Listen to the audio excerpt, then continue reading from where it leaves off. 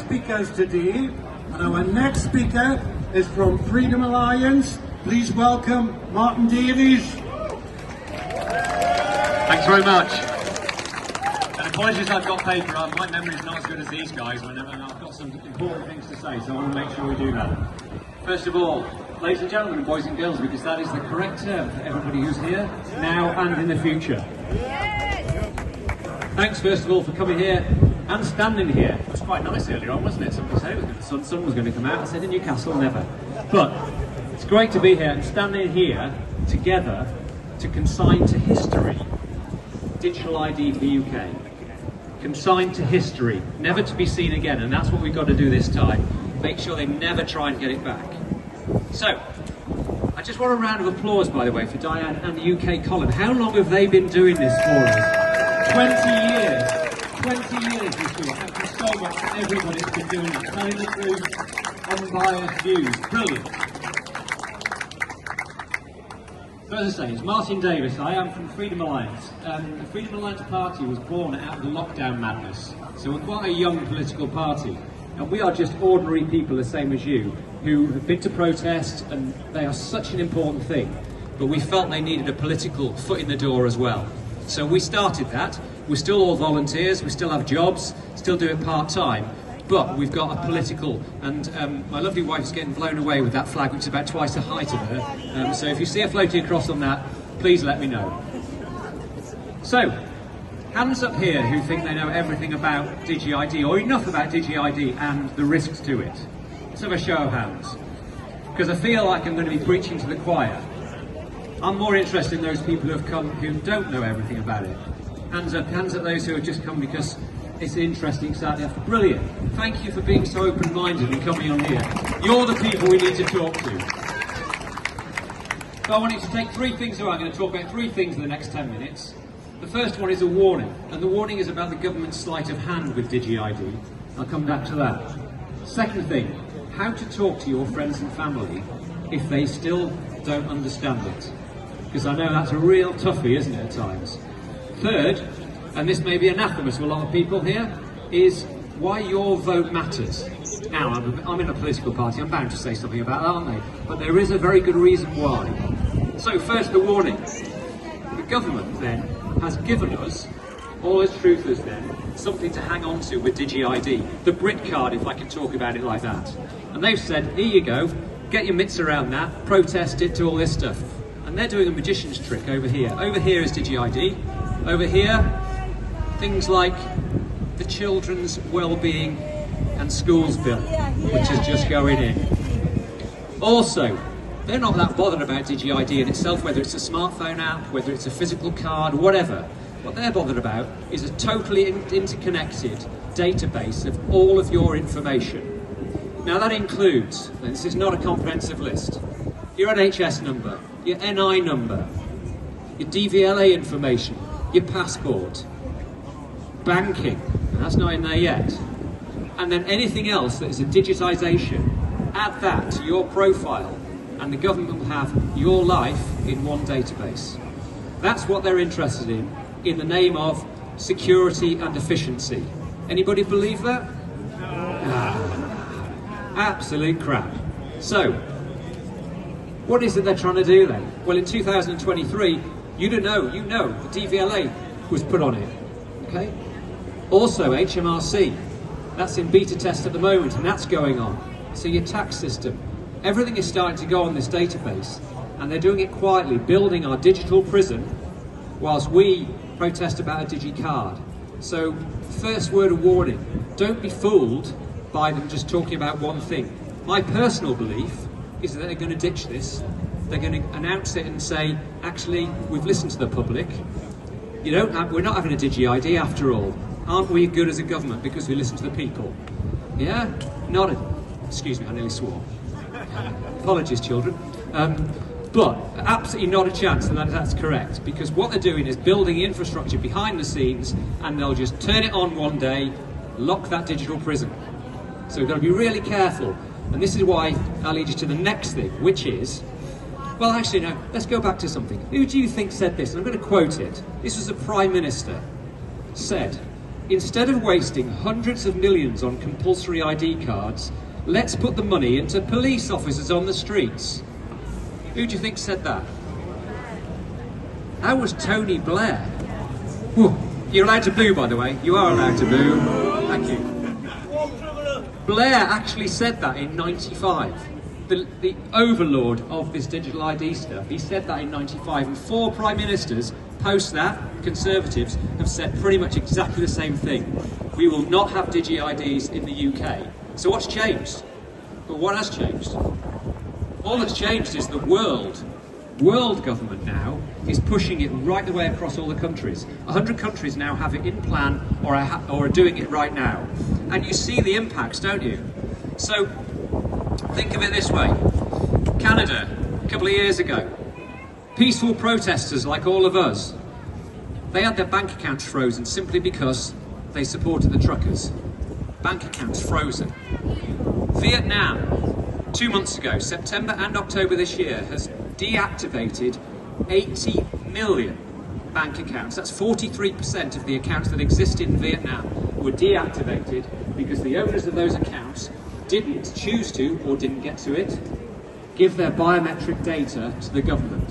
And they still exist. Those accounts exist. All the assets are frozen until they do the biometric thing. So this is exactly what they're going to do with all of this. They're going to inconvenience us to such an extent that we have to accept this as the norm. We're not going to do that, are we? We don't mind being inconvenienced. And if you don't mind, I'm just going to demonstrate how. Does anybody recognise what this is? It's a cassette tape. Well, what's on it? It's a mixtape. Anybody as old as me and used to do mixtapes in the, I don't know, 70s, 80s, 90s, whatever? And what do we do when the tape fell out? You got a pencil, a hexagonal pencil, and you spent blooming ages, didn't you? Putting that tape back in. 15, 20 minutes, sometimes an hour if it had gone and flattened and you thought, oh my God. Why did we do that? Because it mattered, because it had all our favourite songs on. So for the under 40s and the children in here, imagine not being able to get your Spotify liked songs anywhere. And you had to re-put it. You can't do that with a pencil, can you? You've got to do it with something else. So you have to inconvenience yourself in order to do that. Which brings me to, how do you deal with your friends and family when they talk about, who's heard the phrase, I don't do anything wrong, so why should I be worried about it? Okay, we all know that one, don't we? We might have even said it ourselves. But how do you deal with it when somebody says that? Now I'm going to try and do something from Newcastle in a moment, but I had 2 examples here.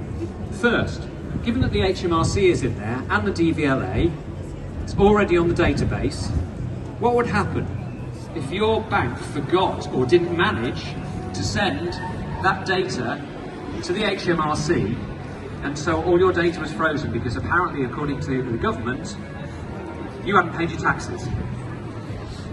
That's not paranoia, that's just digital dependency between all of the systems. Secondly, I'll read this one. What would happen if you had a speeding fine? So your DVLA over here recognised that you had a speeding fine you hadn't paid. And this is the Newcastle one. It's the Gallowgate end, isn't it? If you're a Toon fan, it's the Gallowgate end where you get to. Imagine your ticket stopped in the turnstile. You go, what the hell's that? You were locked out of it because you hadn't paid a speeding fine. The DVLA had data on you which was inside the central database which attached to that. That's the sort of thing that could do. You can shout at me for this one. I was a banker for 37 years.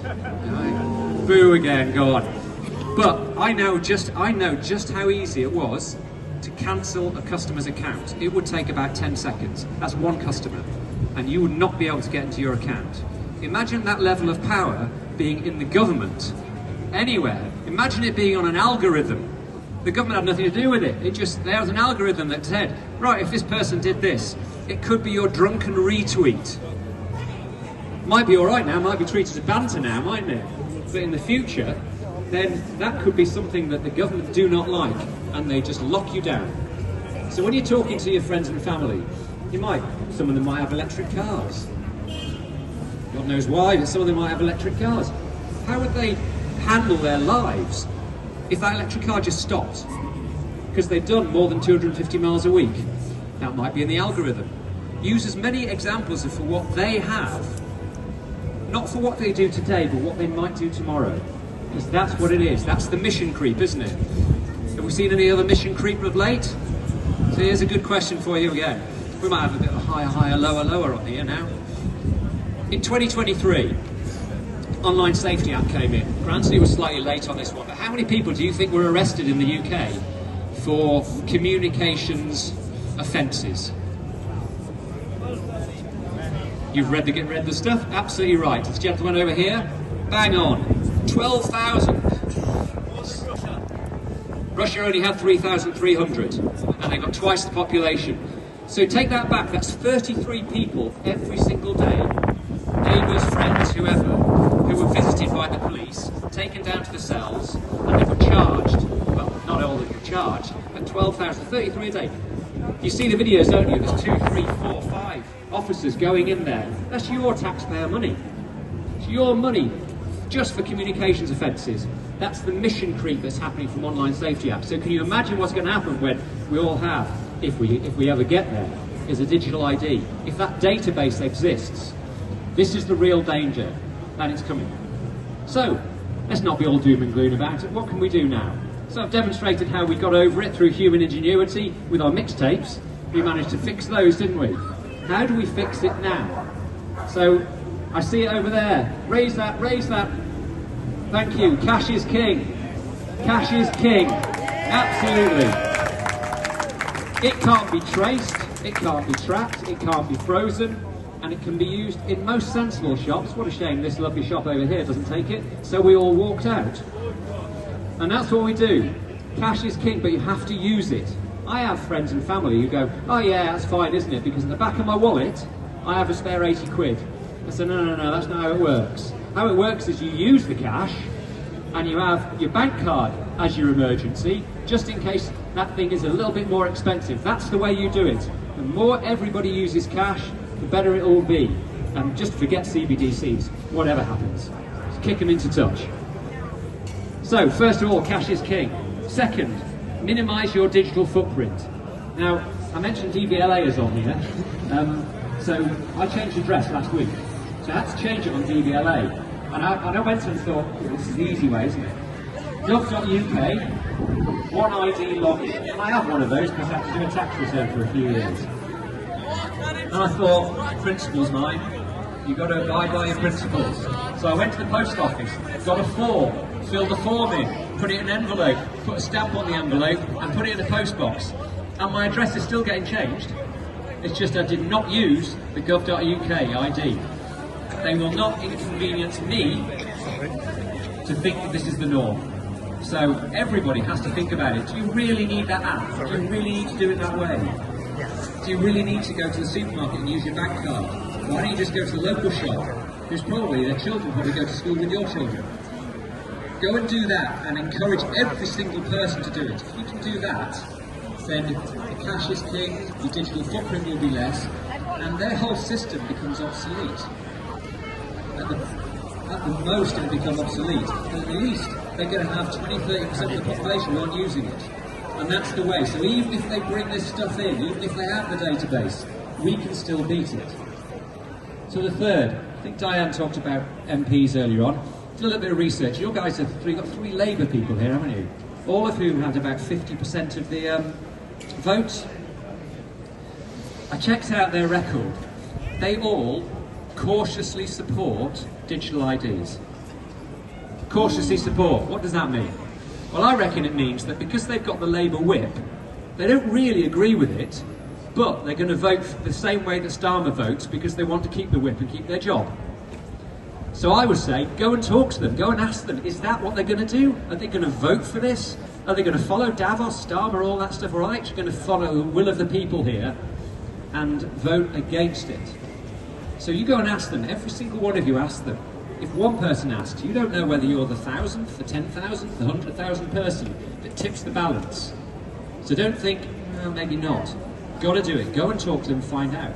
But if, as I probably think, that they will follow Starmer, this is where I'm going to ask you for your vote. Vote for the independents, proper independents like Freedom Alliance, people who put it out there that tell you digital IDs should be gone. Digital infrastructure should be used in the right way but not connected. It's the connections that are the problem. So, we're not Luddites in technology. We love technology, but technology should not control the people. We should control the technology and use it in the right way.